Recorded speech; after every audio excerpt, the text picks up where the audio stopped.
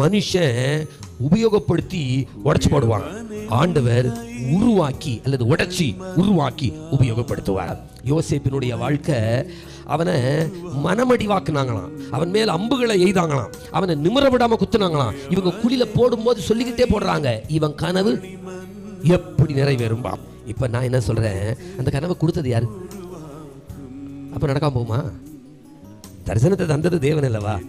எவன் என்ன நினைச்சாலும் நல்ல கவனிங்க, உங்களுக்கு ஒரு தரிசனமும் உங்களுக்கு ஒரு அழைப்பும் உங்களுக்கு ஒரு வாக்கும் கர்த்தர் தந்தா, எப்பேற்பட்ட கொம்பன் வந்து நின்னாலும் சரிங்க, அரசாங்கமே வந்து நின்னாலும் சரிங்க, அதை கர்த்தர் நிறைவேற்றி முடிக்காம விட்டவே மாட்டார் என்பதை தேவ பிள்ளைகள் மனசுல பதிக்கணும். உருவாக்குதலின் காலம் உங்களை நிமிர வைக்கும். அந்த உருவாக்குதலின் காலம் வரும்போது சோர்ந்துடாதீங்க. நம்மளுக்கு இதுக்கு மேலே நம்ம நிமிர முடியாதுன்னு நினைக்காதீங்க. முடிவு என்ன ஆகும்னா, உங்களை மேன்மையா கொண்டு போய் வைக்க அந்த உருவாக்குதலின் காலம் உங்க வாழ்க்கைக்கு அவசியம்.